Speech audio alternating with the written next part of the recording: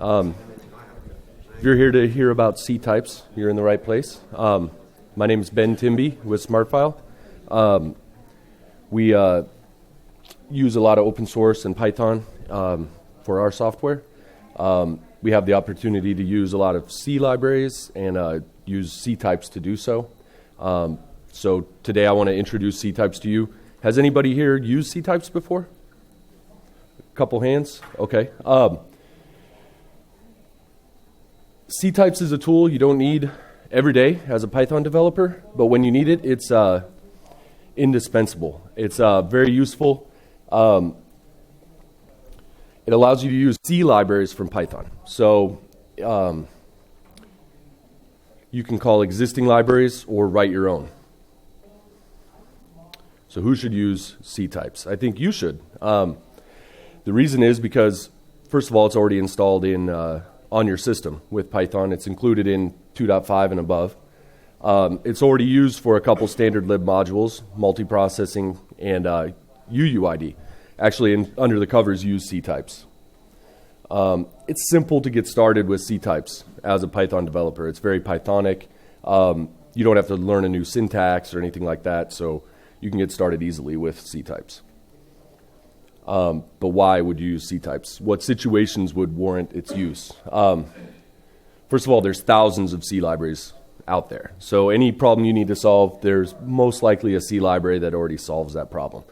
Rather than rewrite that code in Python, why not just go right to the source and use the C library? You also get performance benefits. So using the C library itself rather than rewriting in Python will be faster. And if you need to, if you find yourself interfacing with old C code, trying to bring it to the web, you may be able to use Ctypes to load libraries, call directly into those libraries, and modernize some old C programs. But why wouldn't you use Ctypes? There's actually a lot of tools that do similar things, and these are just some of them. There's even more. Two of these tools are I'll actually talk about because I've used those. The rest I haven't used. So I'll kind of compare and contrast Ctypes with SWIG and Cython to give you an idea of when you would use one or the other. So why would we choose Ctypes? Well, first of all, let's look at SWIG. SWIG is the simple wrapper and interface generator. One of its main benefits is it allows you to target multiple languages at once. So you can write one interface definition and generate wrappers for lots of languages all at once. So you can generate wrappers for Ruby and Java and Python all at the same time. But the downside is that since it's a code generator, the code that it outputs is kind of ugly. So something goes wrong and you need to debug it, it's not much fun. Another nice thing you'd look for with SWIG is if you're looking to wrap a C library and there's already a wrapper made for, like, let's say Ruby, using SWIG, you can easily generate a Python wrapper from that same interface definition. So rather than making your own wrapper, just take that Ruby wrapper, port it to Python, and save yourself a lot of time. If you're only looking to support Python, so we're all Python developers, if you only care about Python, SWIG is a lot more work for not much benefit. I mean, if you're targeting multiple languages, definitely use SWIG. If you're targeting only Python, it's probably more work than you need to do. And there is a specialized syntax. It's very C-like syntax, but you have to define the interface in a SWIG interface file, and it uses that interface to generate the wrapper for you. So it's not Python. It's a different syntax you'll have to learn. So what about Cython? So Cython can execute faster than Ctypes. It's a compiled solution. And it's actually a programming language that uses a Python-esque syntax. So the nice thing about Cython is not only can you interface with C, but it will compile your Python code so that it runs faster as well. The downside is it requires compilation. So it's a compiled language. You'd write your code in Cython, compile it, and then execute it. So you lose that nice edit run flexibility of Python. But when would you choose to use Ctypes? So in my opinion, it's very easy to use. So it will get you started very quickly. It's already on your machine. You can import it, start using C libraries immediately. The downside to Ctypes is its speed of execution. So it's a foreign function interface. Every time you call from Python into C, you pay a penalty whenever you cross that boundary. So the more function calls you make into C, the more overhead you'll incur. So you want to keep those calls down to a minimum. So one way to mitigate that is move the boundary. So if you write a C library yourself that maybe implements the tight loop that you need to perform, you can call into that C library, perform the tight loop in C, rather than looping in Python and calling the C function over and over and over and paying that penalty. So that's how you can mitigate that. Pre-compiled options are going to be faster than Ctypes, most likely, but it's so easy to use that I use it even to prototype. So if I plan to use SWIG or Cython or some other solution, I'll still prototype it in Ctypes because I can do it really quickly, make sure the code's going to work, make sure the library works, etc. And you can only support Python with Ctypes. So if you want to wrap another language, you'll need a different method of generating the wrapper. So Larry the Cow is here to give us some pointers on how we can attack our problems using Ctypes. So today I'm going to use the C library libarsync for some of my examples. So in that case, for the purposes of this talk, the target is libarsync. So the first thing to do is identify your problem and find a C library that solves that problem, or maybe 2 or 3 C libraries that solve that problem. Read the documentation, look for examples that use that library, and learn about it. Then get started. Usually what I do is write a simple script that imports the library, calls a few functions just to test that it's going to be feasible. And then the rest of this talk is pretty much examples of using Ctypes to interface with libarsync.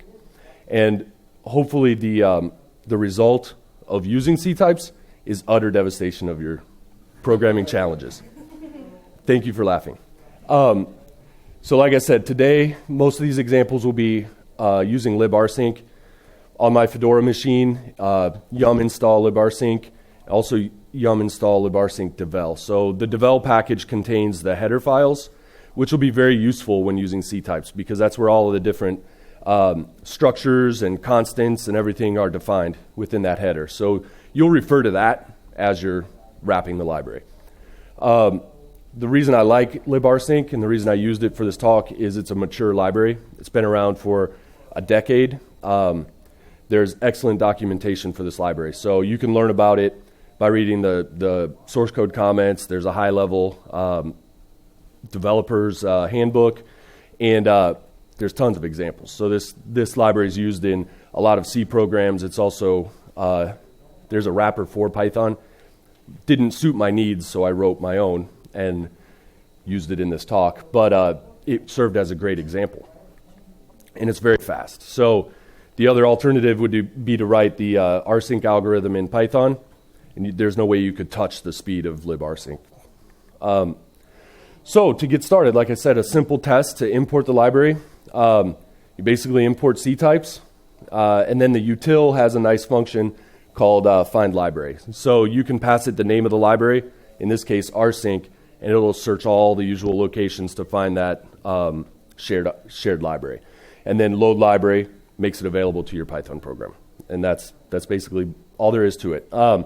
This will work on Windows. It'll search in System32. It will work on Linux, search in userlib 64, etc. So once you have that library loaded, you can immediately start calling functions on it. So like I said, this is just testing the waters. We call 2 functions in libarsync, rs_sig begin, and we pass it 2 integers. And then we call rsJobFree. So that basically creates a job in libarsync and then frees the job. So it does nothing, but it shows us that we can load the library and call some functions. The problem is there's actually a bug in this code. And this one bit me the first time I used Ctypes. You can immediately start calling functions, but this code will run fine standalone. But as soon as you load it into a more complex application, it'll fail, most likely. And the reason is you need to predefine the function signatures. So any function you plan to call inside the library, you need to tell Ctypes about that function. So we have two definitions for the two functions we plan to call. We set the res type, which is the return type. So in this case, it's a void pointer for rs_sig begin. And we set the argument type. So we tell Ctype, hey, this function accepts a size t or two size t arguments, and it returns a void pointer. So another thing to mention here is that pointer that's returned is actually to a structure that we don't care about. So I'm defining it as a void p here. I never need to access any of its fields, so we can just define it as a void pointer, and it's opaque to us. So we get the pointer back from the library, we pass it back to the library. It knows what to do with that structure, but we never need to access any of its members. So I skip defining that function, or defining that structure, and just call it a void pointer. So it's kind of a shortcut. But once we've defined those functions, then we can call them, and this code will work anywhere. So hopefully that'll save you some time, because that took me about 3 hours. I took the shortest route, didn't define the functions, code worked great in my unit tests, and then I loaded it in production, and it falls on its face. What's the symptom? Seg fault. So immediate death. So basically, some of the things you'll find yourself needing to do with Ctypes, like I said, you'll need to refer to the header file for whatever library you plan to use. And on the left, we have an example from that header file of an enumeration. Librsync, like most C libraries, indicates failure of a function call via the return value. So you call the function, it returns an integer. 0 means success. That's rs done. Rs blocked is 1, and there's probably 30 different constants that it might return to you. So we define those over here in Python. So we can use the same names for them. Our code will look like the C examples that use this library. And then we have some macros that are defined that set some commonly used integers. So, I mean, you're really just copying, porting from that header file over to Python to make your life easier. Go ahead. So the question before, when you said immediate death, are we talking tracebacks or are we talking memory faults? I have a section on debugging at the end, but basically your code will just stop execution. Seg fault. The process dies, it's done. So there's no, you'd need to have GDB attached to that process so it could break into the debugger so that you could figure out what was happening. So you're actually getting a low-level C memory. Exactly, right. Yeah, something went wrong in Ctypes in the libffi. So Ctypes uses libffi under the covers. Something went wrong there and caused the thing to die. So predefining those functions makes it all work properly. So here's another example of something you'll need to do. On the left, again, is a structure that's defined in our header file. It has 5 members, and they're C data types. And on the right-hand side, we're redefining that same structure in Python. So in this case, we plan on interacting with the structure. We need to read and write its members, so we need to define it. Earlier I showed an example where we just called it a void p. We didn't care about that structure. This one is important to the operation of the library, so we have to define it. So there's 5 fields defined. We have the C data types defined for each of those fields. This allows us to receive that structure from the library, read and write its members, etc. We can pass it back to the library. It can read and write its members. Go ahead. Do you deal with differences between architectures? Say that they need a different size? Yep. And related question, if I use something like attribute back of the C header, what do you do with that? So I have a slide later on that kind of touches on that. We're using here ctypes.structure, which is a native for your architecture endian. But there's also a little endian and a big endian structure. So you can derive from either of those if you need to specify the byte ordering. As far as these data types, you refer to the header file. It will have the data types defined. And in the case of librsync, there's a librsync-config.h that gets installed by that devel package. And it maps some of those data types to their corresponding types on my machine. So it's easy to write code for your machine. You can look up those data types right in the header, map them into Python. But you'd pretty much have to emulate what the configure step does for that C library. So that C library figures out what the integer is on your machine, and it writes it out to the config header. You'd need to do the same thing at runtime. Figure out what an int is on this machine, set a variable to that, and then use the variable in the struct definition instead of just hard coding it. Do you have a question? This is a stupid question. It sounds like you could be answering part of it. What do these individual variables now look like? Are you actually referring to like a compiled shared object that you're then directly accessing those memory locations, or are you dealing with like an abstraction that is now in Python that is handling? So Ctypes does all the work for you. So when you define one of these functions, we could say instead of returning a void p, let's say this thing returned a buffer, right? We could tell Ctypes that this thing returns a buffer, all right? So when that function call happens, the return value from that function will be one of these buffer instances. And we can say, r dot next in and access that variable directly in our Python code. And Ctypes will do whatever it needs to do to read and write that memory location. So you're interacting with the actual structure that the library allocated for you to use. Go ahead.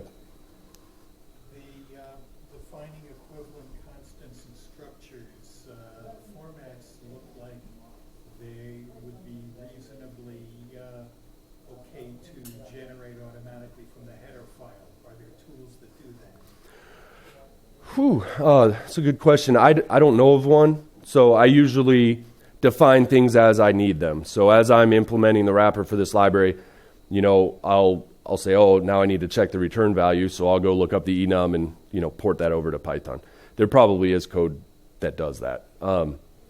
It is very repetitive. I mean, it's porting, so you're taking C language and re-implementing it in Python. But I just usually do it bit by bit as I go. As I need something, I go and define it in Python so I have access to it. Not a very good answer, but there may be. I don't know about it. So everyone gets the structure definition? All right.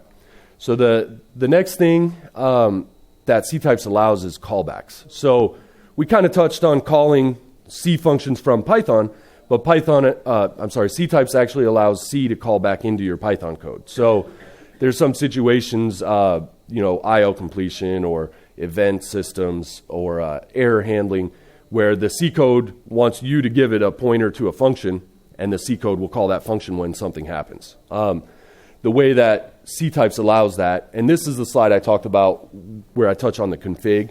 So you can see librsync config. On my system, rs long t is a long. So I had to go look that up, and that tells me what to define this as on my machine as a long. So you're mapping data types, C data types to the equivalent type in Ctypes. So at the top we have our data type, and then we have a type def for our callback function, which is rs copy callback. And this is something in librsync that when it needs data, it's going to call this function, and it's this function's job to provide data to it. And so it can pass an opaque pointer, which from libRsync's perspective is just a pointer to something. It's up to you to provide that something if you need it. So it's for state. So you can give librsync this pointer. It'll pass it back to you when it calls your callback. And you can use that to look up additional state if you need to. I don't use it in my code. So, but that's what that void opaque pointer is. And then you have a position, which is a long type, which is the position within the file that it wants you to read from. The length, which is how much data it wants you to read. And then a pointer to buffer. So it expects you to fill that buffer with the data that it requests that you read for it. So in Python, using Ctypes, we can define that same type def using a cfunc type. So that allows us to define a C function in Python. The first argument to that function is cint. That's the return value of the C function. And then everything else are the arguments. They map to the 4 arguments that the function is expected to take. And we provide those data types to Ctypes, and it returns a factory for us that we assign to callback. So that factory can be used as a decorator. So here we have a Python function, read CB, which is our callback function, and it's decorated with that callback factory. So what that does is it takes that Python function, wraps it in a C function, and makes it callable from C. And as you can see, the first parameter is ignore. That's our opaque pointer that we don't use. And the opaque value we pass in is none. So we're actually, just disregarding that completely. But anyway, our function seeks to the right position, reads a block of data, fills the buffer with that data, and then returns RS done to signal success. Okay? So another big thing you'll need to manage in C libraries is error handling. So this is very common. The way librsync does error handling is almost universal in C. So what we've done is make it a little more Pythonic. So we have a librsync error, which is an exception subclass. It accepts the result as a parameter to its constructor.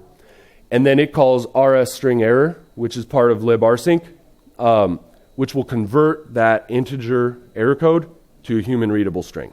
So what this allows us to do is throw this exception with the return code. It looks up the human readable string, sets it in the exception, and then you can have Pythonic error handling from that point forward. So very simply, we call our function, we get the return code, we see if it's one of our two success values, 0 or 1, and if not, we raise an exception.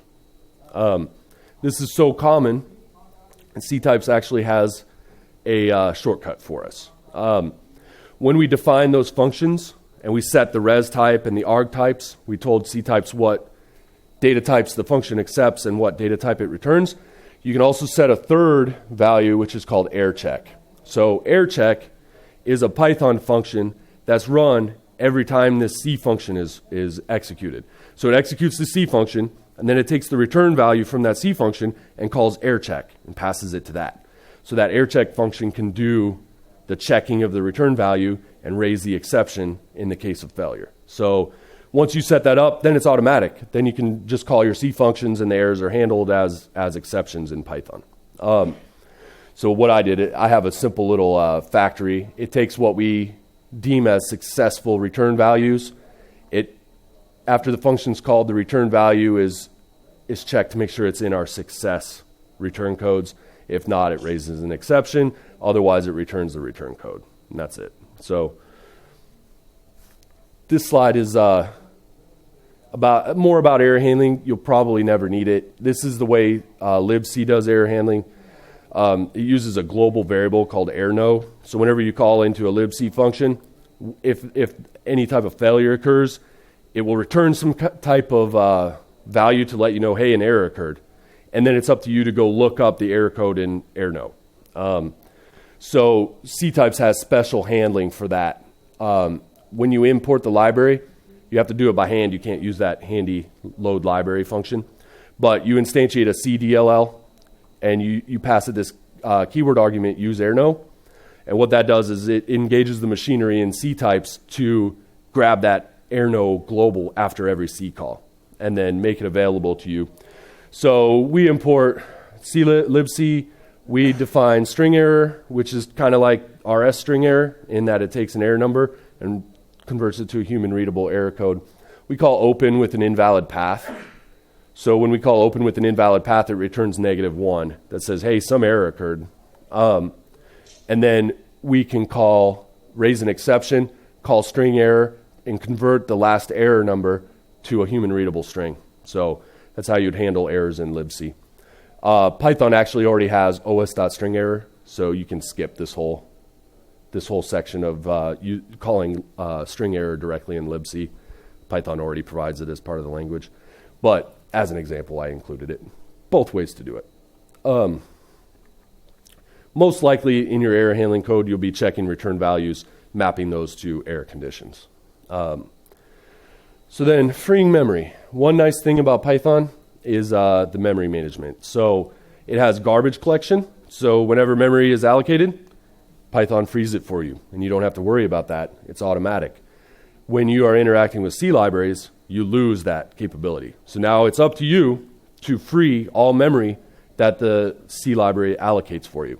So it's important to read the documentation about the library and understand when it allocates memory so you know when you need to free it. And in this case, finally is your friend because it can free the memory whether the C function call succeeds or fails. In either case, the finally clause will run and free the memory for you. This slide actually has two memory allocations. I kind of like to think of them as implicit and explicit. The first one is rs load sig begin. This thing returns a job structure. So explicitly, we started a job, libarsync allocated memory for that job, filled in the structure, and returned it to us. It's our job to free that job structure when we're done with it. So that's the explicit allocation. So in my code, I create the job, I execute the job, I free the job. Memory's been freed. The other allocation is a little more subtle. We start out with this sig void p. So we're just instantiating a pointer that points to nothing. And then we call rs build hash table. So what libarsync does is actually allocate some memory and set our pointer to point to that memory. So it's done another allocation on our behalf and filled our pointer in for us. So when we're done with that signature structure, we have to free it down here at the bottom. And again, that's inside of a finally block so that that memory always gets freed. So if you forget to free memory, the program will probably work just fine. But if it runs for a few days, your system runs out of memory. Or, depending on the program, it could be a few minutes before the memory is consumed. So another thing you'll find yourself needing to do is passing chunks of data from your Python program to C, or reading chunks of data from the C library into your program. So this is an example of using, and I'm sorry, I see you taking pictures. All this stuff is on GitHub too. So this talk is on GitHub. The URL is at the end of the talk.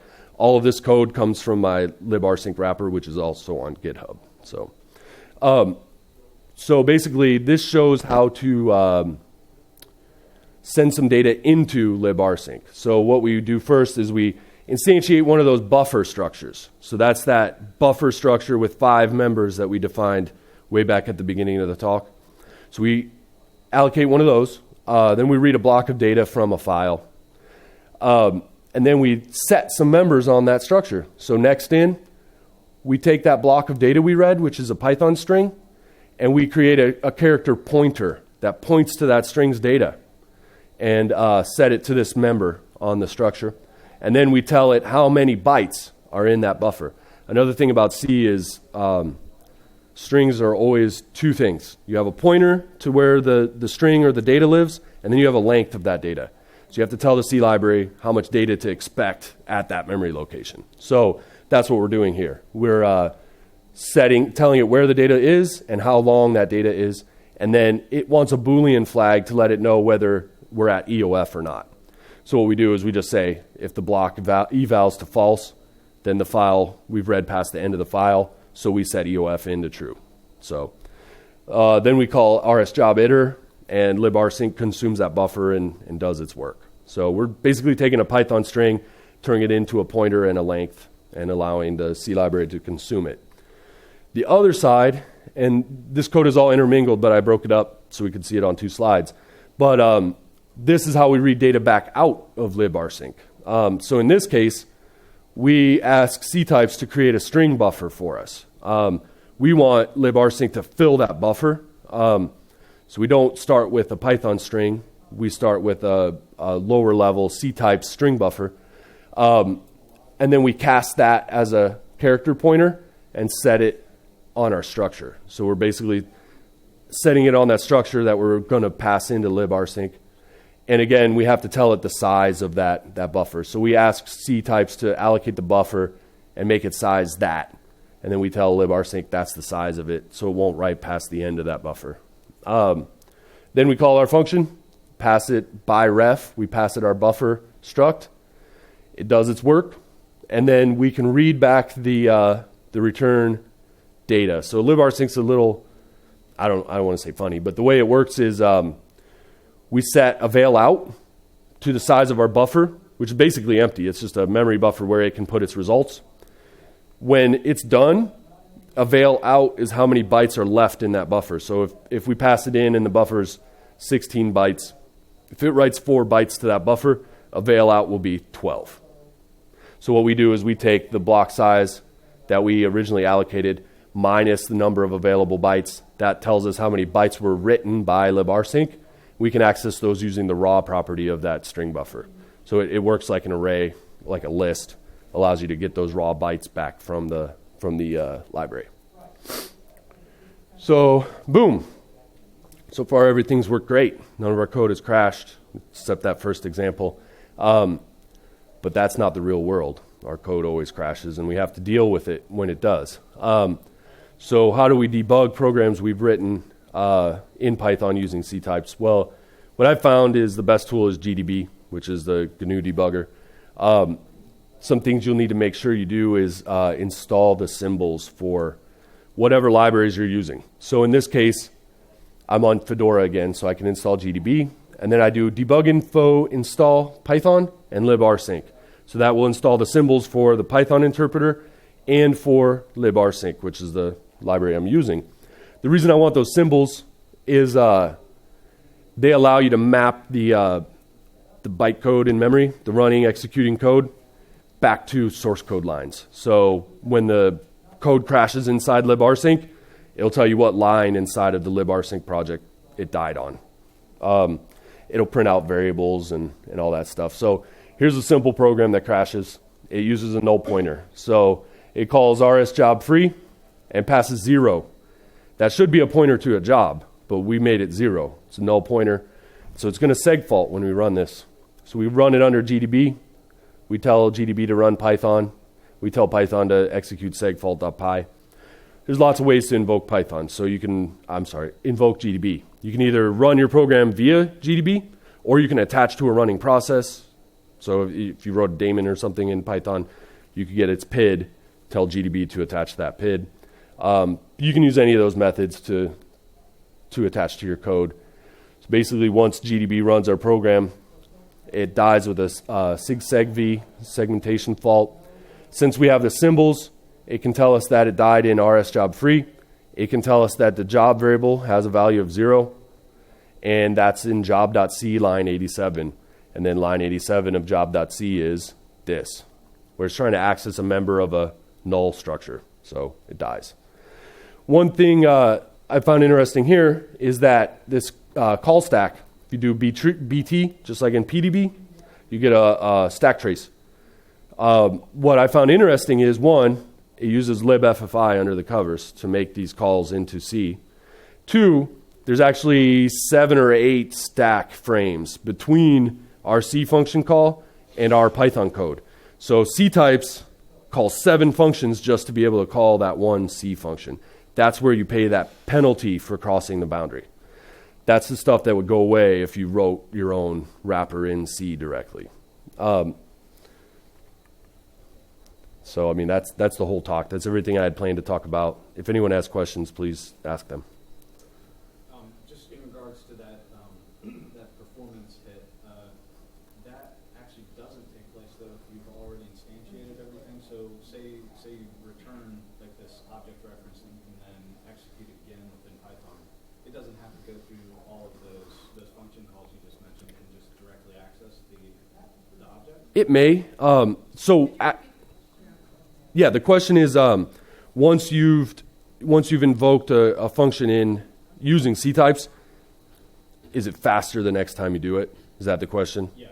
It may do some internal caching or memoizing. I'm not really sure. But it may do some of that work the first time you invoke a function, and then the next time through, it doesn't have to do that work. I guess what I mean, so like... And then I think the other side of it was accessing memory. So that structure, when you call a function and it returns a structure, is there a lot of overhead in accessing that structure? Yes. No. The overhead is in calling the function. So if we had like I mean, there's overhead, but it's negligible. So if we created like an object, that object would be persistent in memory. I guess Right. That's my real question. Exactly right. Access that quickly. Yes. Okay. Yeah, so what Ctypes does is kind of wrap that object. So you have the C structure out there in memory somewhere, and you have a corresponding Python object, that has a pointer to it, and it knows how to let you access those members and how to set them and what their data types are and all that stuff. Go ahead, sir. Have you used this in Python 3 to know if there are any significant differences? I have. Actually, the librsync wrapper works in Python 3 and in Python 2. The differences are well documented. In Ctypes, there was no difference. So when I ported it to 3, it was all the regular stuff you do when porting to 3. Anybody else? You just mentioned SWIG and Cypher in the beginning, right? Yes. I have a question. For high-performance computing applications where time is very critical, so what do you recommend? Because you have overhead here in calling every function, right?